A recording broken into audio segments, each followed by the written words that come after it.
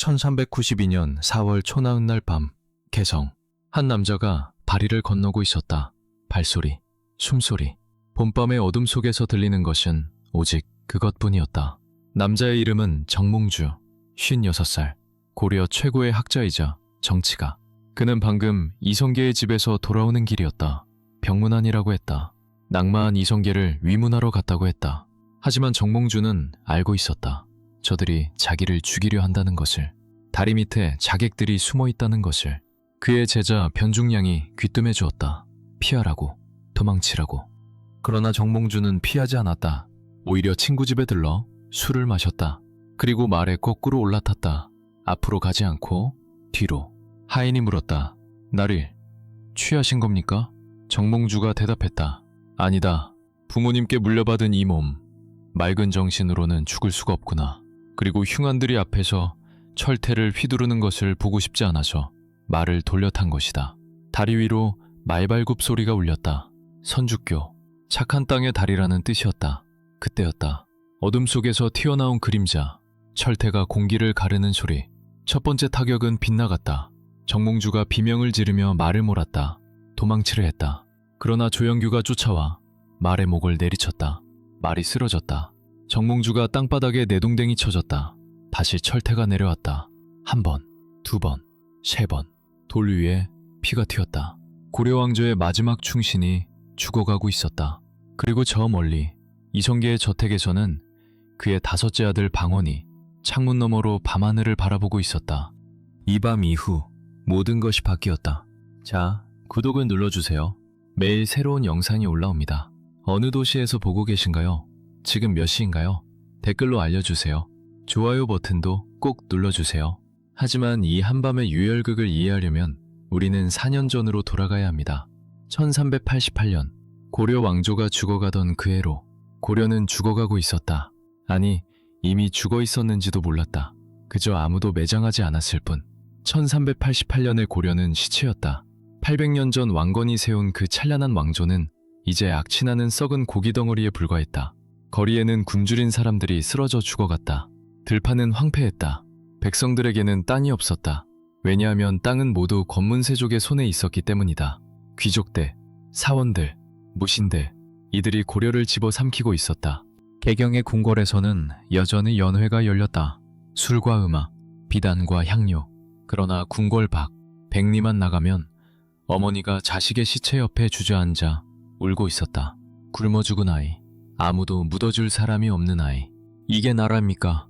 어떤 젊은 학자가 외쳤다. 그의 이름은 정도전, 36살, 가난한 집안 출신, 성균관에서 성리학을 공부한 신진 사대부. 그는 유배에서 돌아온 뒤 본 것에 경악했다. 나라가 무너지고 있었다. 제도가 썩어 문드러지고 있었다. 이 땅에 필요한 것은 개혁이 아닙니다. 혁명입니다. 하지만 혁명은 책상에서 일어나지 않는다. 혁명은 칼끝에서 태어난다. 그리고 1388년 봄, 그 칼을 든 남자가 나타났다. 이성계. 그는 북쪽에서 왔다. 1335년, 함경도 화령에서 태어난 이성계는 개경 귀족이 아니었다. 그의 가문은 변방의 무인 집안이었다. 증조부 때 전주에서 함경도로 이주했다.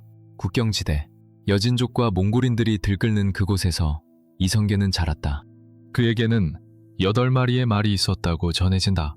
횡운골, 구름을 가로지르는 송골매, 추풍호, 바람을 쫓는 검은 말, 발전자, 번개를 바라는 붉은 말, 용등자, 용처럼 솟구치는 보라색 말, 은상백, 서리가 내린 백마, 사자황, 사자 같은 누런 말, 현표, 검은 표범, 그리고 이름 없는 8번째 말.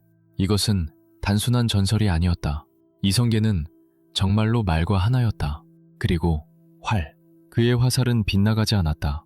적이 백보 밖에 있든 질주하는 말 위에 있든 이성계의 화살은 목표를 찾아냈다. 1361년, 홍건적이 개경을 점령했다. 공민왕은 남쪽으로 도망쳤다. 고려는 패닉 상태였다.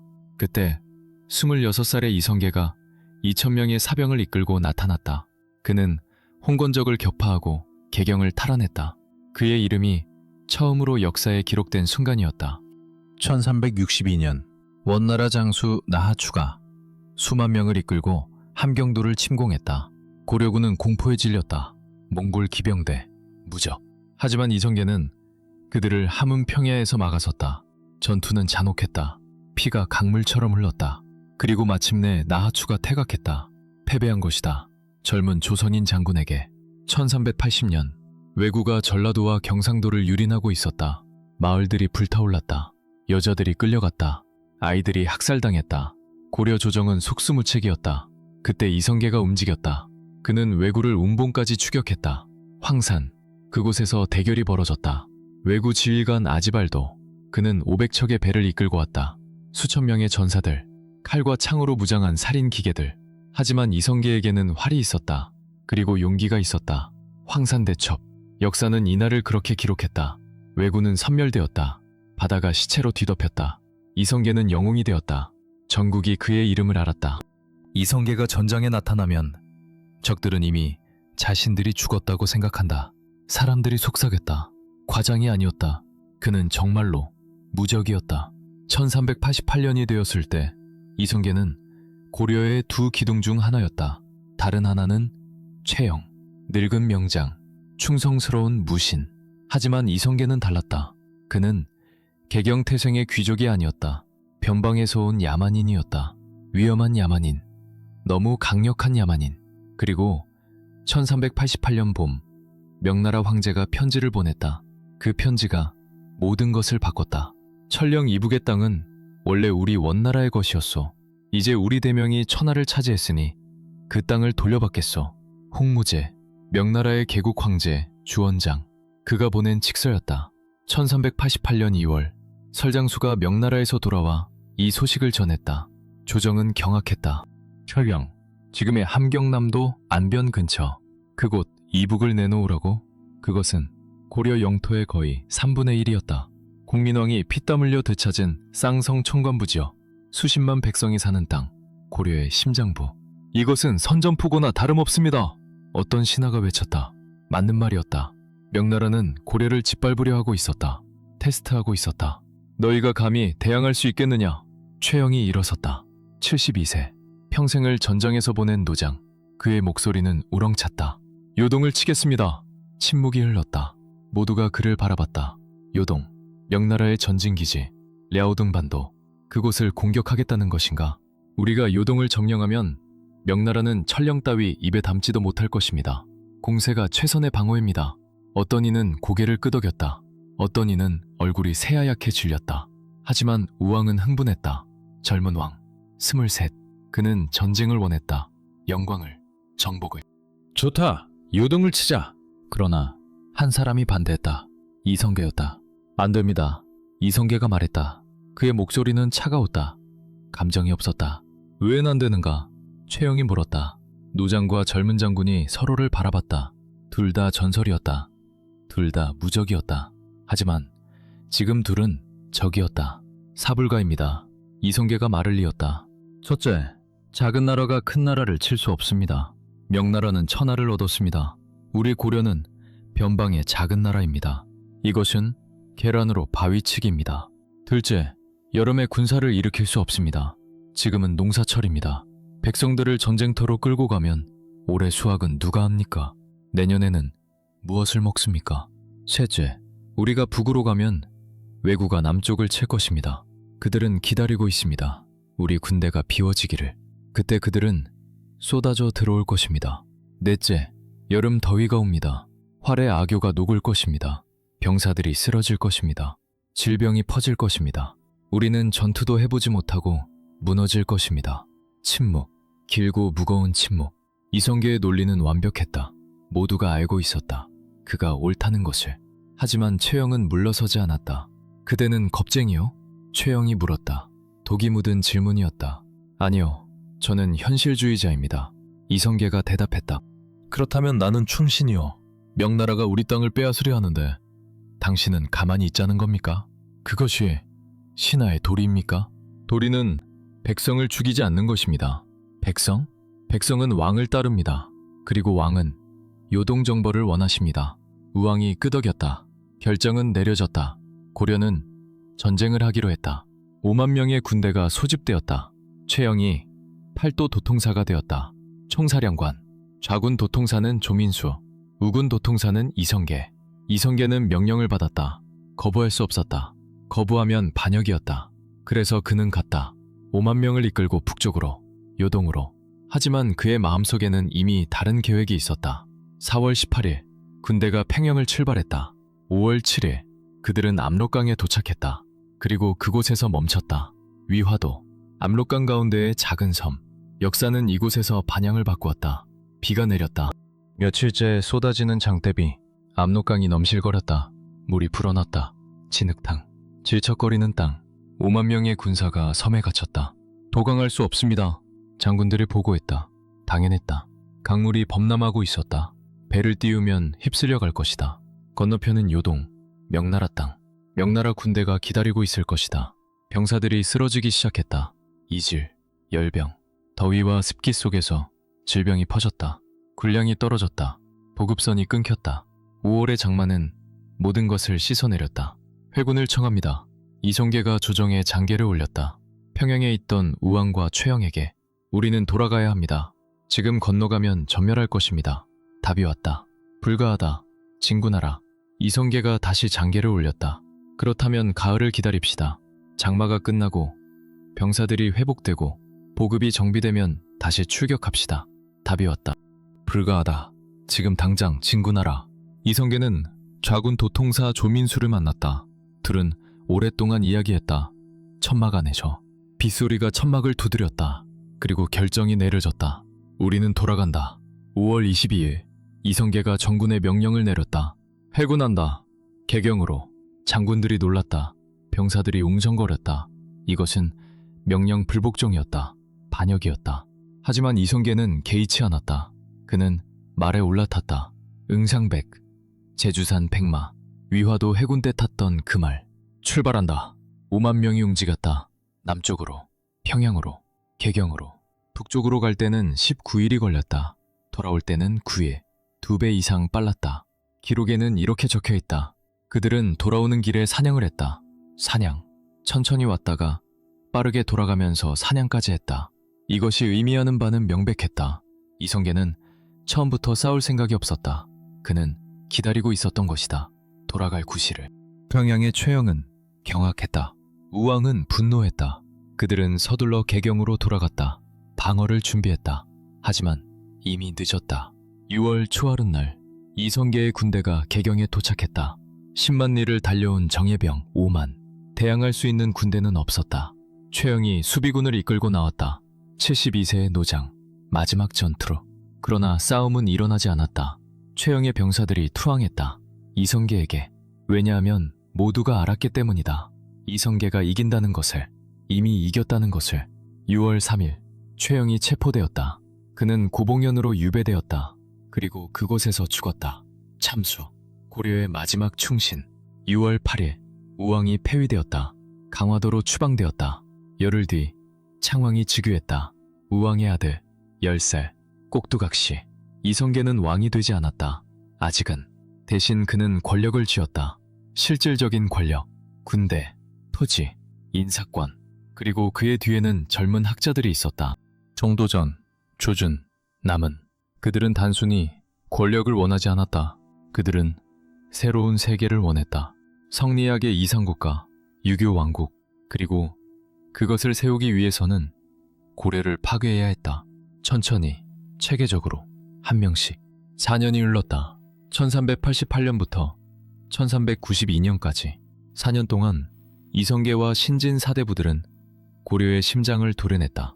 한 조각씩, 한 사람씩. 먼저 군인들이었다. 최영, 참수, 조민수. 그는 위화도에서 이성계를 도왔다. 하지만 그 뒤 배신했다. 아니, 배신하지 않았다. 그저 개혁을 원하지 않았을 뿐. 고려 왕조를 지키고 싶었을 뿐. 그래서 이성계가 그를 제거했다. 유배, 죽음. 다음은 왕들이었다. 우왕, 폐위, 강화도 유배, 후에 살해. 창왕, 폐위, 강릉 유배, 후에 살해. 공양왕, 즉위. 그러나 허수아비. 아무 권력도 없는 왕. 정도전과 이성계가 모든 것을 결정했다. 1391년 과정법이 시행되었다. 이것은 단순한 토지 개혁이 아니었다. 이것은 혁명이었다. 권문세족의 땅을 몰수했다. 대지주들의 장원을 빼앗았다. 절의 땅을 국유화했다. 그리고 신진 사대부들에게 나눠줬다. 과전, 관리들에게 주는 녹봉 대신의 토지. 하지만 실제로는 새로운 지배계급의 탄생이었다. 정도전, 조준, 남은, 윤소종, 정의계, 이들이 새로운 권력자가 되었다. 옛 귀족들은 분노했다. 하지만 어쩔 수 없었다. 군대는 이성계가 쥐고 있었다. 토지대장은 조준이 쥐고 있었다. 법은 정도전이 쓰고 있었다. 1392년 4월 마지막 장애물만이 남아있었다. 정몽주, 그는 정도전의 친구였다. 같은 나이, 같은 꿈, 둘 다 이색의 제자였다. 둘 다 성리학자였다. 둘 다 고려의 부패를 증오했다. 둘 다 개혁을 원했다. 하지만 한 가지가 달랐다. 정도전은 혁명가였다. 정몽주는 충신이었다. 정도전은 왕조를 바꾸려 했다. 정몽주는 왕조를 구하려 했다. 고려를 없애지 마시오. 고려를 고치시오. 정몽주가 말했다. 그의 목소리에는 절박함이 묻어났다. 고칠 수 없소. 정도전이 대답했다. 뿌리가 썩었소. 나무 전체를 베어내야 하오. 그렇다면 나는 그 나무와 함께 쓰러지겠소. 그래서 그들은 적이 되었다. 친구에서 적으로, 동지에서 원수로. 1392년 3월 이성계가 낙마했다. 사고였을까? 아니면 암살 시도였을까? 역사는 침묵한다. 어쨌든 이성계는 다쳤다. 움직일 수 없었다. 정몽주는 기회를 잡았다. 그는 즉시 움직였다. 공양왕을 설득했다. 조정을 장악했다. 그리고 명령을 내렸다. 정도전, 조준, 남은을 체포하라. 이성계의 핵심 측근들, 혁명의 두뇌들, 그들이 삭탈관직되었다. 유배되었다. 정몽주는 더 나아갔다. 이성계 자신도 제거하려 했다. 암살 계획, 자객 파견. 하지만 정몽주는 너무 느렸다. 아니면 너무 정직했다. 그는 법과 절차를 따랐다. 반면 이성계의 아들들은 그렇지 않았다. 이방원, 다섯째 아들, 26살, 고려 말 과거에 장원급제한 수재. 하지만 문인이 아니었다. 그는 행동가였다. 그리고 지금 행동할 때였다. 그는 정몽주를 찾아갔다. 시를 한 수 지어보냈다. 하여가, 이런들 어떠하리, 저런들 어떠하리, 만수산 드렁치기 얽혀진들 어떠하리, 우리도 이같이 얽혀져 100년까지 누리리라. 의미는 명백했다. 함께 하십시오. 우리 편이 되십시오. 부귀영화를 함께 누립시다. 정몽주가 답했다. 단심가, 이 몸이 죽고 죽어 100번 고쳐 죽어 백골이 진토되어 넋이라도 있고 없고 임향한 일편단심이야. 가실 줄이 있으랴. 절대 아니오. 나는 고려의 신하여. 죽어도 고려의 신하여. 100번 죽어도 변하지 않을 것이오. 이방원은 이해했다. 정몽주는 돌아서지 않을 것이다. 그렇다면 제거해야 한다. 그는 조영규를 불렀다. 신복, 자객, 살인자. 선주교에서 기다리시오. 정몽주가 오면 죽이시오. 4월 초 나은 날 밤 정몽주는 이성계를 찾아갔다. 병문안, 실제로는 탐색. 당신이 얼마나 약한가. 그러나 이성계는 예상보다 건강해 보였다. 정몽주는 불안했다. 집으로 돌아가는 길, 그는 알았다. 오늘 밤 죽을 것이라는 것을. 변중량이 경고했다. 도망치십시오. 하지만 정몽주는 거부했다. 왜 도망치지 않았을까? 어쩌면 그는 지쳤을지도 모른다. 싸움에, 정치에, 배신에. 어쩌면 그는 죽음을 택했을지도 모른다. 고려와 함께 죽는 것을 명예롭게. 술 한 잔, 말을 거꾸로 탄 채 선주교로. 그리고 그곳에서 조영규가 기다리고 있었다. 철퇴가 내려왔다. 한 번, 두 번, 세 번. 정몽주가 쓰러졌다. 그의 피가 돌 위에 흘렀다. 전설에 의하면 그 자리에서 대나무가 자랐다고 한다. 충절의 대나무, 선주교, 착한 대나무의 다리. 사실인지는 모른다. 아마 전설일 것이다. 하지만 확실한 것이 하나 있다. 이 밤 이후 고려 왕조를 지킬 사람은 아무도 남지 않았다. 그러나 이성계는 즉시 왕위에 오르지 않았다. 왜일까? 명분이 필요했다. 정당성. 나는 찬탈자가 아니다. 나는 하늘의 명을 받았다. 그래서 석 달을 기다렸다. 준비했다. 그리고 7월 17일 마침내 그날이 왔다. 수창궁, 개경의 작은 궁전. 백응염, 조준, 정도전, 김사영, 이재, 이화, 정의계, 이지란, 남은, 장사계, 한부림, 한상경. 개국공신들이 모였다. 그들 손에는 국세가 있었다. 고려의 국세. 왕위에 오르서서 이성계는 사양했다. 3번. 관례였다. 공손함을 보여야 했다. 나는 원하지 않는다. 하지만 너희가 강권하니 어쩔 수 없다. 4번째에 그는 받아들였다. 하늘의 뜻이라면 받들겠다. 이성계가 왕위에 올랐다. 57세. 그는 왕이 되었다. 그러나 국호는 바꾸지 않았다. 아직은 고려였다. 왜? 민심의 동요를 피하기 위해서. 사람들에게 급진적 변화를 보이지 않기 위해서. 하지만 그것은 오래가지 않았다. 11월. 명나라에 사신을 보냈다. 2개의 국호를 제안했다. 조선, 그리고 화령. 조선은 고조선에서 따온 이름, 단군의 나라. 화령은 이성계의 고향, 함경도 화령. 홍무제가 선택했다. 조선. 왜 조선을 선택했을까? 기자조선 때문이다. 기자. 중국 은나라의 왕족. 전설에 의하면 그가 고조선에 와서 문명을 가르쳤다고 한다. 중국인들은 이렇게 생각했다. 조선은 우리의 식민지였다. 우리의 변방이었다. 이성계와 신진 사대부들은 다르게 생각했다. 조선은 단군의 나라다. 우리는 단군의 후예다. 하지만 명나라 앞에서는 침묵했다. 실용주의. 살아남기 위해서는 머리를 숙여야 했다. 1393년 2월 15일 공식적으로 국호가 조선으로 바뀌었다. 새로운 나라, 새로운 시대. 그러나 여전히 같은 도읍, 개경. 고려의 도읍, 그것도 바꿔야 했다. 상징이 중요했다. 새 왕조는 새 수도가 필요했다. 한양, 지금의 서울. 그곳이 선택되었다. 한양은 전략적 요충지였다. 한반도의 중심, 한강 유역, 교통의 중심지, 그리고 풍수지리적으로 기이지. 무학대사는 임왕산을 주산으로 하자고 제안했다. 하지만 정도전이 반대했다. 동양입니다. 그리고 터가 좁습니다. 왕도로 적합하지 않습니다. 결국 정도전의 의견이 채택되었다. 북악산을 주산으로. 경복궁이 그곳에 세워졌다. 1395년 완공. 궁궐 이름도 정도전이 지었다. 경복궁. 경사스러움이 다시 온다. 시경에서 따온 이름. 이미 술에 취하고 이미 덕에 배부르니 군자는 만년토록 그대의 큰 복을 도우리라. 동쪽에는 종묘가 세워졌다. 조상들의 신주를 모시는 곳. 서쪽에는 사직단, 토지의 신과 곡식의 신에게 제사 지내는 곳. 유교 국가의 핵심 상징들. 사대문도 정도전이 이름 지었다. 인의예지. 유교의 4가지 덕목. 동대문, 흥인지문, 인을 일으킨다. 서대문, 돈의문, 의를 돈독히 한다. 남대문, 숭례문, 예를 숭상한다. 북대문, 숙정문, 정숙하고 바르다. 모든 것이 계획되었다. 모든 것이 의미가 있었다. 이것은 단순한 도시가 아니었다. 이것은 성리학의 구현이었다. 돌과 나무로 만든 이데올로기. 정도전은 더 나아갔다. 그는 조선 경국전을 썼다. 1394년 완성. 조선의 헌법, 국가 운영의 청사진. 왕은 강하지만 재상은 더 강해야 한다. 이것이 정도전의 생각이었다. 군주제의돼 재상정치, 왕은 상징, 실제 권력은 성리학을 공부한 관료들이 쥐어야 한다. 중국 주나라의 이상을 재현하려는 시도. 하지만 이것은 위험한 생각이었다. 왜냐하면 이성계의 아들들은 그렇게 생각하지 않았기 때문이다. 특히 이방원은 왕권은 강해야 한다. 신하들이 왕을 조종해서는 안 된다. 긴장이 고조되었다. 정도전과 이방원, 신권과 왕권, 이념과 권력욕. 둘 사이의 충돌은 불가피했다. 1396년 신덕왕후 강씨가 죽었다. 이성계의 2번째 부인.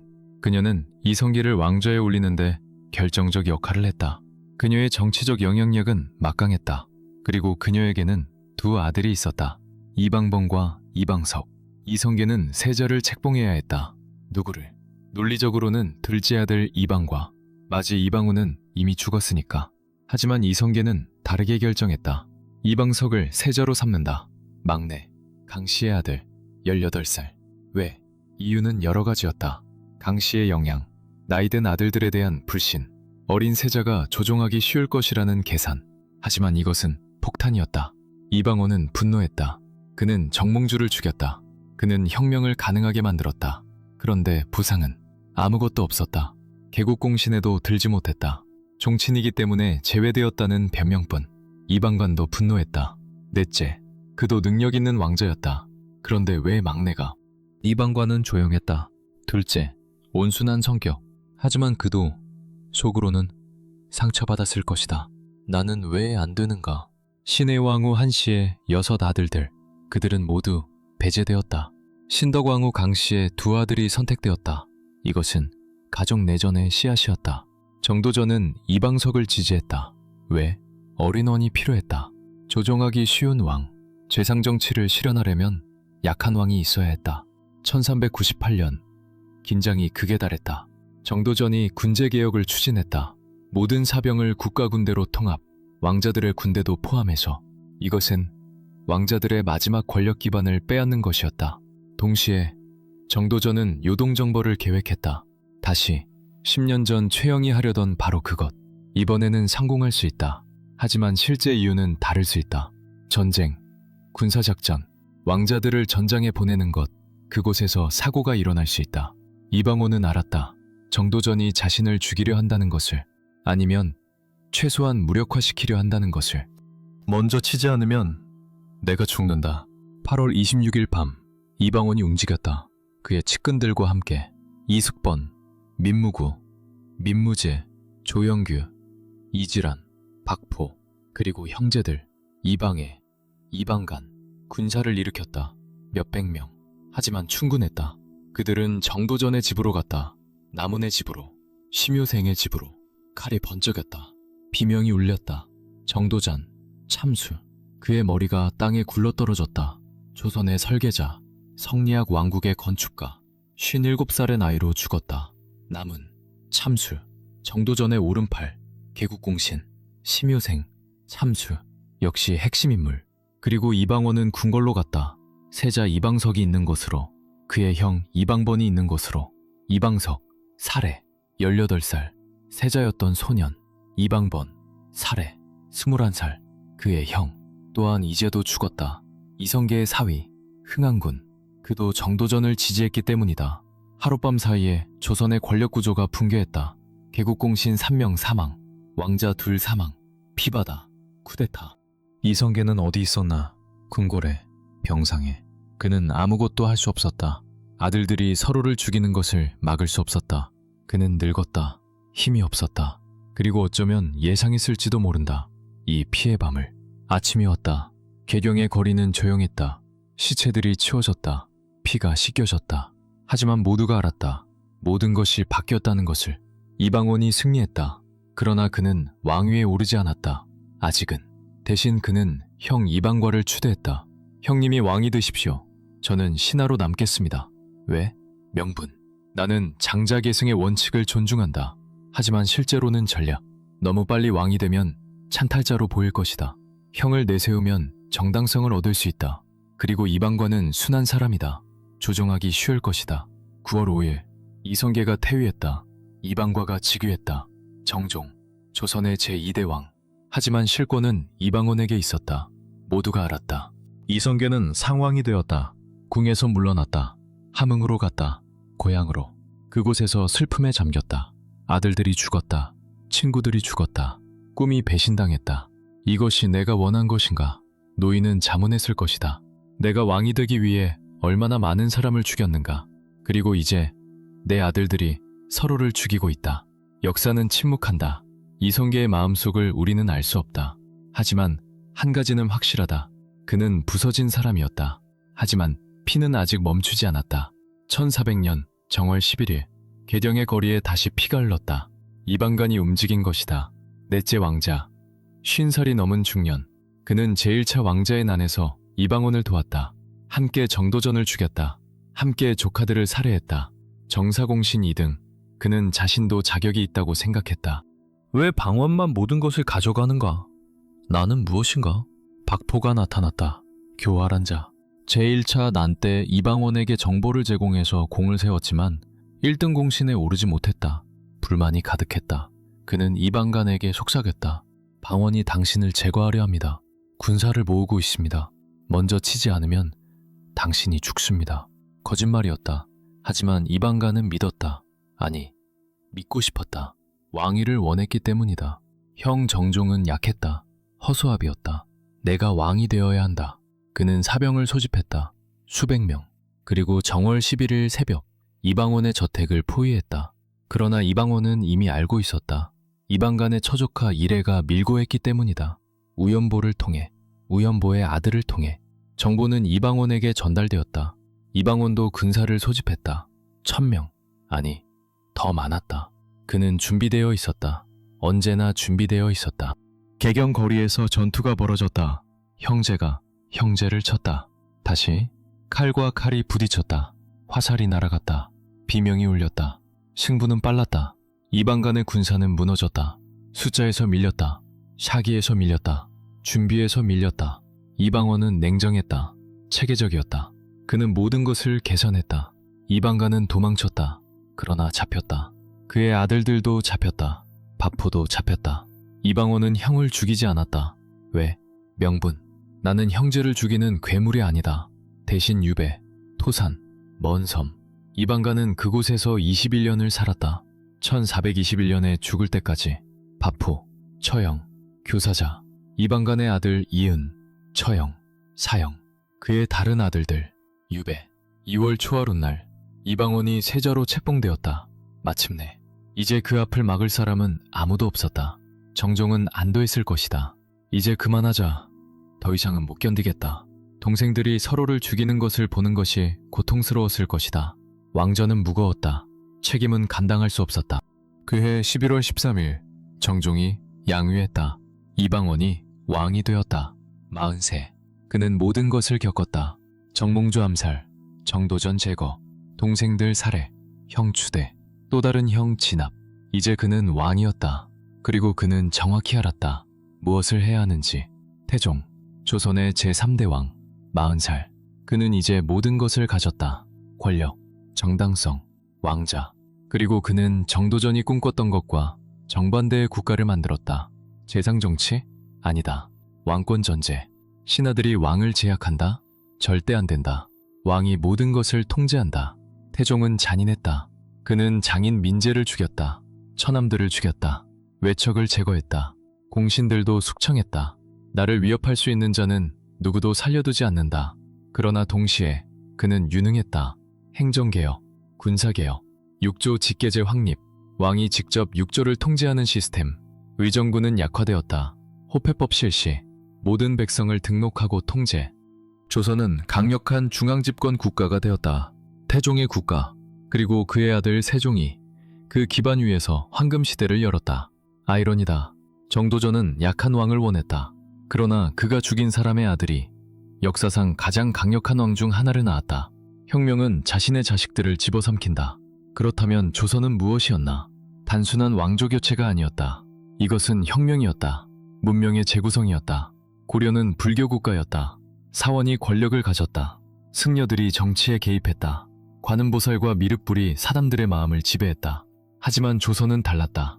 성리학, 송나라에서 발전한 신유학, 주의가 집대성한 철학체계. 이것이 조선의 국교가 되었다. 정도전이 그것을 선택했다. 왜? 왜냐하면 성리학은 단순한 종교가 아니었기 때문이다. 그것은 권력의 도구였다. 성리학은 질서를 신성화했다. 임금과 신하, 아버지와 아들, 남편과 아내, 모든 관계에는 위아래가 있다. 상하 질서는 우주의 이치다. 하늘이 정한 것이다. 그렇다면 누가 그 질서를 해석하는가? 성리학을 공부한 사람들, 양반들, 과거에 급제한 과요들, 바로 정도전 같은 사람들. 정도전은 불시 답변을 썼다. 불교 비판서. 그는 윤회를 부정했다. 인과응보를 부정했다. 죽으면 끝이다. 영혼 같은 것은 없다. 중요한 것은 지금 이 세상에서의 질서다. 불교 사원들이 폐쇄되었다. 땅이 몰수되었다. 승려들이 환속되었다. 수백 년의 불교 문화가 하루아침에 탄압받았다. 대신 유교 제례가 확립되었다. 조상 숭배, 제사, 효도, 종묘와 사직, 이것들이 새로운 신성함이 되었다. 그리고 과거 제도, 이것이 천재적이었다. 누구나 공부하면 관료가 될 수 있다. 물론 거짓말이었다. 실제로는 양반의 아들들만 공부할 여유가 있었다. 하지만 환상이 중요했다. 이것은 능력주의 사회다. 산농공상, 사, 선비가 제일 위, 농민이 그 다음, 공, 장인, 상인이 제일 아래. 돈을 버는 것은 천한 일이다. 공부하는 것이 고귀한 일이다. 이 체계는 500년을 지속되었다. 왜? 완벽하게 설계되었기 때문이다. 지배계급의 이익을 완벽하게 보호했기 때문이다. 하지만 그 시작은 피로 얼룩져 있었다. 왕씨 일족, 고려 왕조의 후손들, 그들은 어떻게 되었나? 몰살당했다. 이성계는 처음에는 온건책을 썼다. 하지만 개국공신들이 강력히 주장했다. 한 명이라도 살아있으면 위험합니다. 고려 복위운동이 일어날 것입니다. 그래서 왕씨들이 학살되었다. 남자들은 죽였다. 여자들은 노비로 만들었다. 살아남은 자들은 상을 바꾸고 숨어 살았다. 전씨, 옥씨, 금씨, 왕씨에서 바꾼 성들, 최영의 일족, 조민수의 일족, 정몽주의 일족 모두 속청되었다.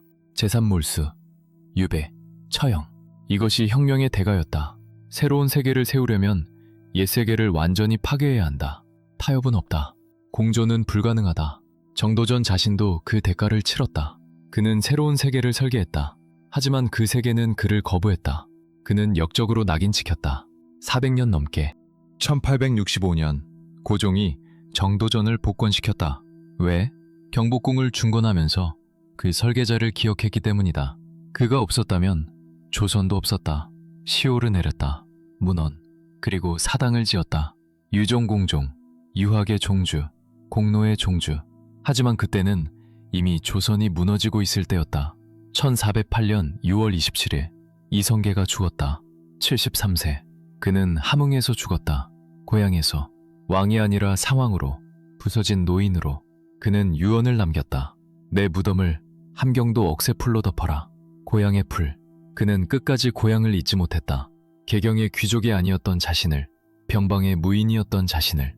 건원능, 경기도 구리, 그곳에 그가 묻혔다. 그리고 정말로 억새풀로 덮였다. 다른 조선 왕들의 무덤은 잔디로 덮였다. 하지만 태조의 무덤만은 억새풀, 그의 마지막 소원이었다. 이방원은 1418년까지 살았다. 60세. 그는 권력을 아들 세종에게 물려주고 물러났다. 상왕이 되었다. 아버지처럼. 그리고 1422년 55세로 죽었다. 그는 정몽주를 복권시켰다. 살인자가 피해자를 복권시키다니 아이러니다. 하지만 이유가 있었다. 조선은 충신의 상징이 필요했다. 정몽주는 완벽한 모델이었다. 왕조에 충성하다 죽은 사람. 정몽주는 문묘에 배양되었다. 조선의 성인이 되었다. 고려의 충신에서 조선의 성인으로. 역사는 순자가 쓴다. 조선은 505년을 지속했다. 1392년부터 1897년까지 한반도 역사상 가장 긴 왕조, 27명의 왕, 수많은 전쟁, 임진왜란, 병자호란. 그럼에도 살아남았다. 문화적 전성기, 세종의 한글 창제, 장영실의 과학 발명품들, 이황과 이이의 철학, 신사임당의 예술, 찬란한 도자기와 회화. 하지만 동시에 잔인한 도그마, 사화, 당쟁, 사상의 자유는 없었다. 다른 생각은 용납되지 않았다. 성리학만이 유일한 진리였다. 여성은 억압당했다. 7거지야. 7가지 이유로 아내를 쫓아낼 수 있다. 재가 금지, 과부는 재혼할 수 없다. 연렴은 남편을 따라 죽은 여자를 칭송하다. 신분제는 고착화되었다. 양반, 중인, 상민, 천민. 태어날 때부터 정해진 운명. 이론적으로는 과거로 신분 상승이 가능했다. 실제로는 거의 불가능했다. 그리고 1897년 조선은 대한제국이 되었다. 고종이 황제를 칭했다. 하지만 너무 늦었다. 13년 뒤 나라는 일본에 병합되었다. 조선은 끝났다. 그러나 조선의 유산은 남았다. 오늘날 한국을 보라. 교육 경쟁, 수능, 대학 입시. 이것은 어디서 왔는가? 조선의 과거 제도에서다. 공부해야 출세한다. 시험이 모든 것을 결정한다. 위계질서, 선배와 후배, 상사와 부하, 나이와 직급에 대한 집착. 이것은 어디서 왔는가? 성리학의 상하관계에서다. 체면문화, 남들이 뭐라고 할까? 이것은 어디서 왔는가? 예의와 명분을 중시하던 양반사회에서다. 가부장제, 아들 선호, 제사 의무. 이것들은 조선 500년의 유산이다. 물론 좋은 유산도 있다. 교육 열정, 공동체 의식, 예의 범절, 역사 의식. 이것들도 조선에서 왔다. 조선은 죽었다. 하지만 조선은 여전히 살아있다. 한국인의 DNA 속에, 생각의 패턴 속에, 사회 구조 속에. 1392년 7월 17일 이성계가 왕위에 올랐던 그날 그는 알았을까? 자신이 시작한 것이 500년을 넘어 1000년 가까이 영향을 미칠 것이라는 것을. 위화도에서 돌아섰던 그날, 선주교에서 피가 흘렀던 그날, 정도전이 죽었던 그날, 형제들이 서로를 죽였던 그날, 이 모든 피와 배신과 야망이 하나의 문명을 만들었다. 찬란하면서도 잔인한 문명, 아름다우면서도 억압적인 문명. 혁명은 언제나 그렇다. 순수한 이상으로 시작해서 피로 얼룩지고 권력으로 타악한다. 하지만 그럼에도 세상은 바뀐다. 앞으로 나아간다. 아니, 그저 다른 방향으로 갈 뿐일지도 모른다. 이성계는 영웅이었나, 악당이었나, 둘 다였다. 시대가 만든 사람이자 시대를 만든 사람. 정도전은 순교자였나, 권력욕에 불탄 자였나, 둘 다였다. 이성주의자이자 현실 정치가 역사에 선악은 없다. 오직 선택과 결과가 있을 뿐이다. 조선은 그렇게 시작되었다. 피로, 야망으로, 배신으로, 그리고 이상으로. 새로운 세계를 꿈꾸던 자들이 옛 세계를 파괴하고 세운 나라. 그 나라는 500년을 살았다. 그리고 지금도 우리 안에 살고 있다. 하지만 조선의 진정한 혁명은 사상에 있었다. 성리학. 이것은 단순한 철학이 아니었다. 이것은 권력의 언어였다. 지배의 문법이었다. 우주를 해석하는 방식이었다. 이기론, 리와 기. 이황은 말했다. 리가 먼저다. 원리가 물질에 앞선다. 도덕이 욕망보다 근본적이다. 이것이 주리론이다. 영남학파, 양반의 철학. 우리가 위에 있는 것은 우리가 더 도덕적이기 때문이다. 이는 달랐다. 기가 먼저다. 물질이 있어야 원리도 있다. 현실을 무시하면 안 된다. 이것이 주기론이다. 기호학파, 좀 더 실용적, 좀 더 현실적. 하지만 둘 다 한 가지는 같았다. 질서는 신성하다. 위계는 자연스럽다. 변화는 위험하다. 사단 칠정 논쟁. 사단, 네 가지 도덕적 마음씨. 측은지심, 수호지심, 사양지심, 시비지심. 칠정, 7가지 감정. 희, 노, 애, 락, 애, 오, 욕. 이황과 기대승이 10년 넘게 편지를 주고받으며 논쟁했다. 사단은 리에서 나오는가, 기에서 나오는가. 서양인이 보면 쓸데없는 것처럼 보일 것이다. 하지만 조선인에게 이것은 인간 본성의 본질에 관한 문제였다. 인간은 선한가, 순자는 성악설을 주장했다. 하지만 조선은 맹자를 따랐다. 성선설. 인간은 태어날 때부터 선하다. 다만 욕망이 본성을 가린다. 그러므로 교육이 중요하다. 학문이 중요하다. 이것이 조선이 교육에 집착한 이유다. 서당, 향교, 성균관, 사합. 곳곳에 학교가 있었다. 양반의 아들은 반드시 공부해야 했다.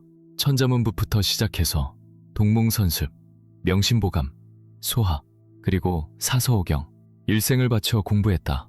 과거에 급제하기 위해. 아니, 과거는 핑계였을지도 모른다. 진짜 이유는 정체성.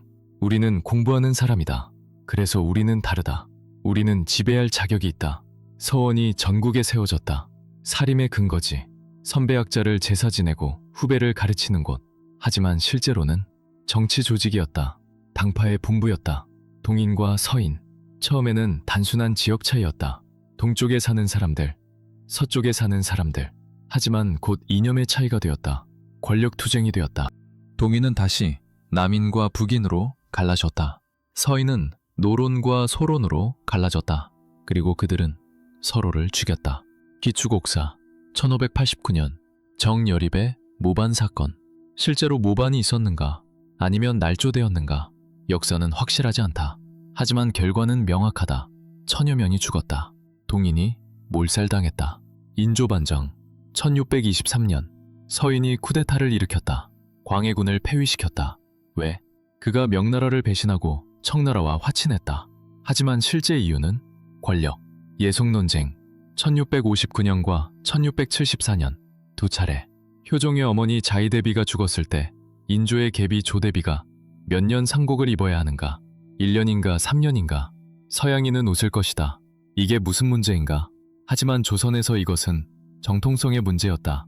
효종은 차남이었다. 차남의 어머니를 장남의 어머니처럼 대우해야 하는가? 남인은 3년이라고 했다. 효종은 정통왕이다. 서인은 1년이라고 했다. 효종은 차남일 뿐이다. 결과 정치가 뒤집혔다. 남인이 집권했다가 서인이 집권했다. 사람들이 죽었다. 유배되었다. 이것이 조선이었다.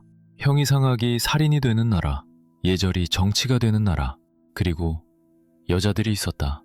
그들은 역사에 거의 등장하지 않는다. 이름도 없다. 누구의 딸, 누구의 아내, 누구의 어머니. 그것이 그들의 정체성이었다. 고려시대는 달랐다. 여자도 재산을 상속받았다. 제사를 지냈다.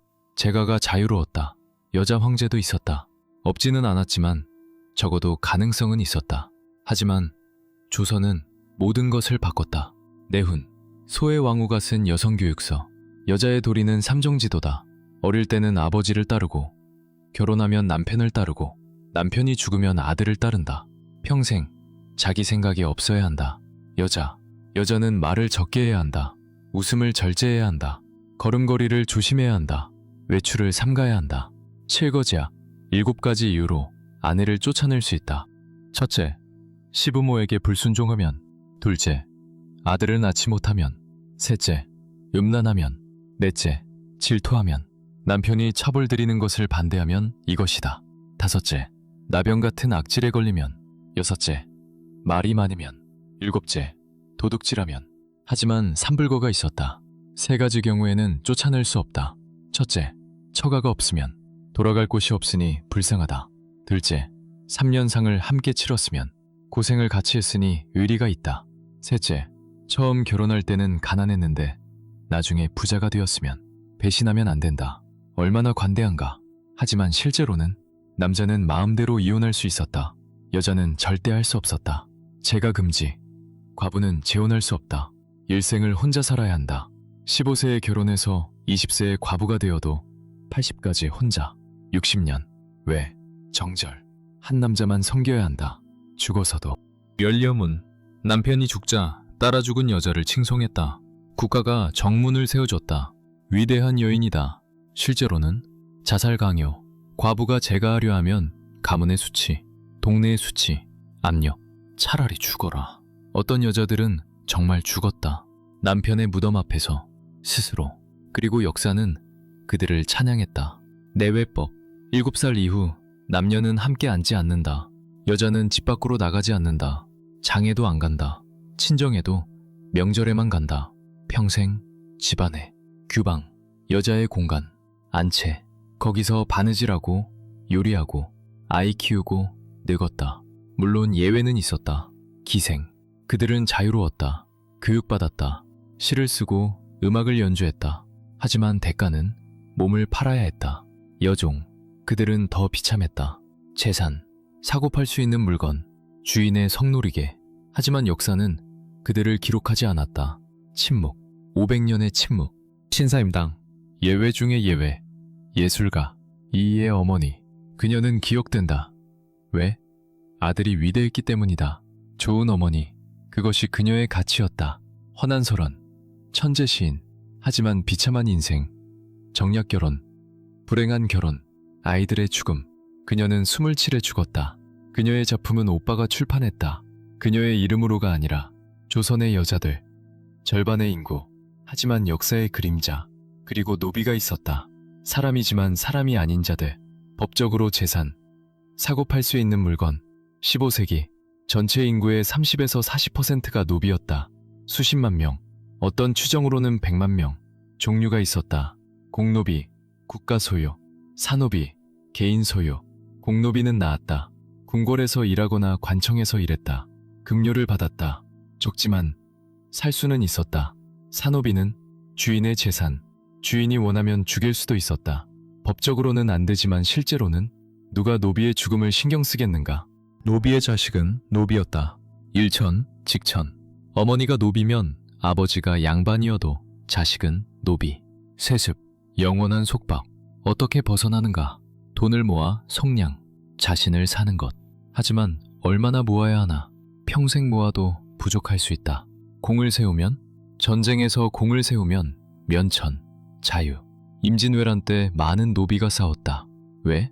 자유를 얻기 위해. 주인이 풀어주면 드물었다. 양심적인 주인. 아니면 은혜를 갚기 위해. 하지만 예외적.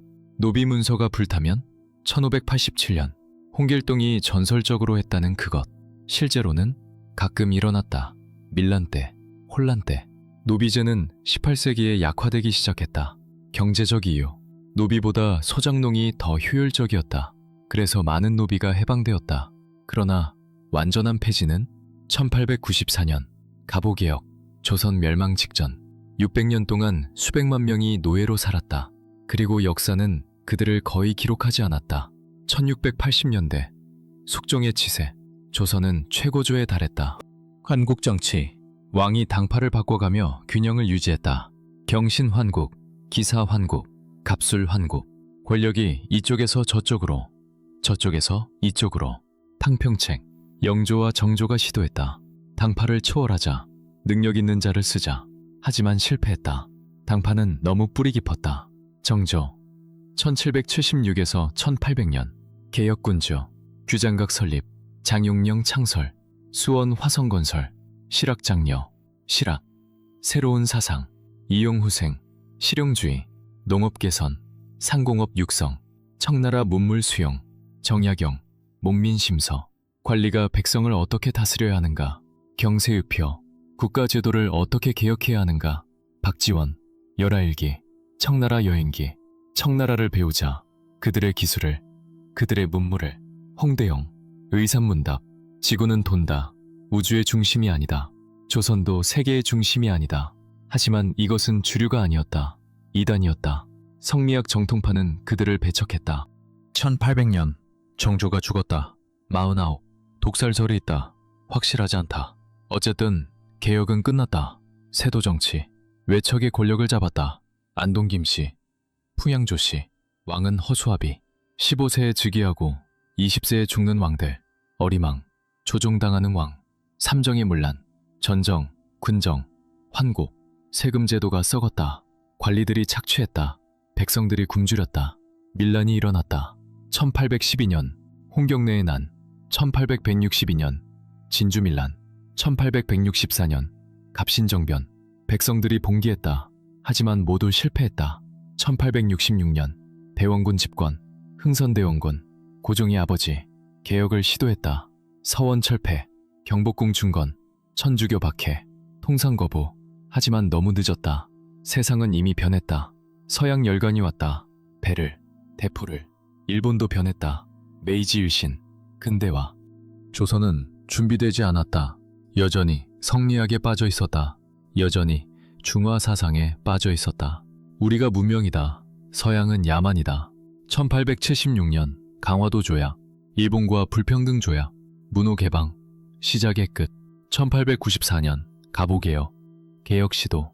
하지만 일본의 압력하에 반쪽 개혁. 1897년 대한제국 선포, 고종이 황제가 되었다. 조선은 끝났다. 새로운 이름, 하지만 실체는 같았다. 1910년 한일병합 끝. 518년의 끝. 비참한 끝. 조선은 왜 망했는가? 너무 경직되었기 때문이다. 너무 교조적이었기 때문이다. 견어를 거부했기 때문이다. 성리학은 위대한 사상이었다. 도덕을, 질서를, 학문을. 그러나 유일한 진리가 되었을 때 감옥이 되었다. 이것만이 옳다. 다른 것은 모두 틀렸다. 이런 사고방식으로는 변화하는 세계에 적응할 수 없었다. 중화 사상도 문제였다.